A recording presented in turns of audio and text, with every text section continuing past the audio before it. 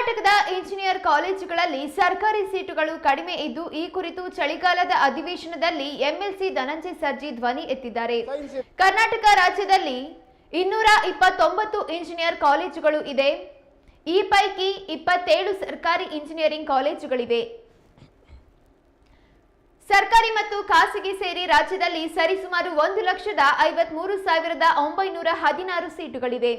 27 ಖಾಸಗಿ ವಿಶ್ವವಿದ್ಯಾಲಯದಲ್ಲಿ 33,000 ಇಂಜಿನಿಯರಿಂಗ್ ಸೀಟ್ಗಳಿದ್ರೆ ಸರ್ಕಾರಿ ಇಂಜಿನಿಯರಿಂಗ್ ಕಾಲೇಜುಗಳಲ್ಲಿ ಕೇವಲ 6,495 ಸೀಟುಗಳಿವೆ. ಖಾಸಗಿ ಕಾಲೇಜುಗಳಿಗೆ ಹೋಲಿಸಿದರೆ ಸರ್ಕಾರಿ ಕಾಲೇಜುಗಳಲ್ಲಿ 5 ಪಟ್ಟು ಕಡಿಮೆ ಇವೆ. ಈ ತಾರತಮ್ಯ ಯಾಕೆ ಎಂದು ವಿಧಾನ ಪರಿಷತ್ ಶಾಸಕ ಡಾಕ್ಟರ್ ಧನಂಜಯ ಸರ್ಜಿ ವಿಧಾನ ಪರಿಷತ್ನಲ್ಲಿ ಉನ್ನತ ಶಿಕ್ಷಣ ಸಚಿವ ಎಂಸಿ ಸುಧಾಕರ್ ಅವರಿಗೆ ಪ್ರಶ್ನೆ ಕೇಳಿದ್ದಾರೆ.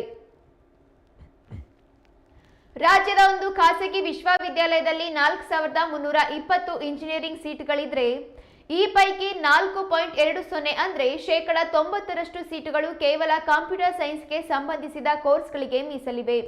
ಇದರಿಂದ ಸರ್ಕಾರಿ ಸೀಟು ಪಡೆಯಬೇಕಾದ ವಿದ್ಯಾರ್ಥಿಗಳಿಗೆ ತೊಂದರೆ ಉಂಟಾಗುತ್ತಿದೆ.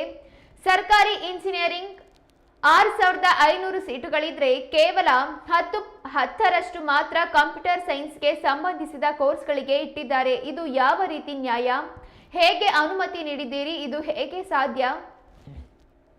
ಸರ್ಕಾರಿ ಇಂಜಿನಿಯರಿಂಗ್ ಕಾಲೇಜುಗಳಲ್ಲಿ 20 ವಿದ್ಯಾರ್ಥಿಗಳಿಗೆ ಒಬ್ಬ ಅಸಿಸ್ಟೆಂಟ್ ಪ್ರೊಫೆಸರ್ ಇದ್ರೆ ಖಾಸಗಿ ಇಂಜಿನಿಯರಿಂಗ್ ಕಾಲೇಜಿನಲ್ಲಿ 4,320 ವಿದ್ಯಾರ್ಥಿಗಳಿಗೆ 864 assistant professor, 192 associate professor, 96 professor ಬೇಕು. ಇದು ಹೇಗೆ ಸಾಧ್ಯ?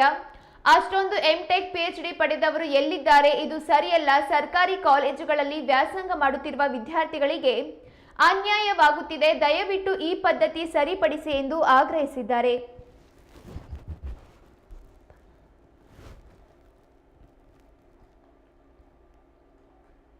ಅದೇ ಗೌರ್ಮೆಂಟ್ ಕಾಲೇಜಲ್ಲಿ ಟೋಟಲ್ 6,500 ಸೀಟ್ಸ್ ಇದ್ರೆ ಬರೀ 10% ಮಾತ್ರ ಕಂಪ್ಯೂಟರ್ ಸೈನ್ಸ್ ಇದೆ. ಏನಿದು ಡಿಫರೆನ್ಸ್ ಆಗ್ತದೆ ಅಂತ ಇದು ಹೇಗೆ ಪರ್ಮಿಷನ್ ಕೊಡಕ್ಕೆ ಸಾಧ್ಯ?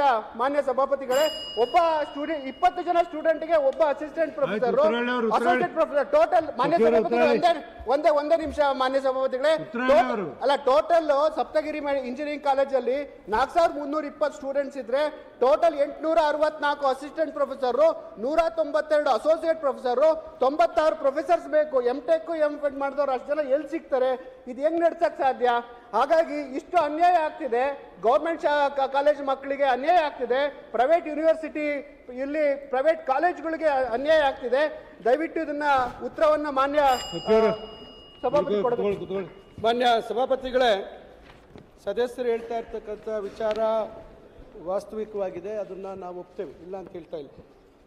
ಈಗ ಏನಾಗಿದೆ, ಇತ್ತೀಚಿನ ದಿನಗಳಲ್ಲಿ ಮಾನದಂಡಗಳನ್ನು AICTE ಅವರು ಬದಲಾವಣೆ ಮಾಡಿರ್ತಕ್ಕಂಥದ್ದು. ನಾನು ಮಂತ್ರಿ ಆದಂಥ ಹೊಸದಲ್ಲೇ ನಾನು AICTE ಅವರಿಗೆ ಪತ್ರವನ್ನು ಬರೆದೆ. ಮೆಡಿಕಲ್ ಕಾಲೇಜಸಲ್ಲಿ ಇವತ್ತು ಮ್ಯಾಕ್ಸಿಮಮ್ ಇಂಟೇಕ್ 250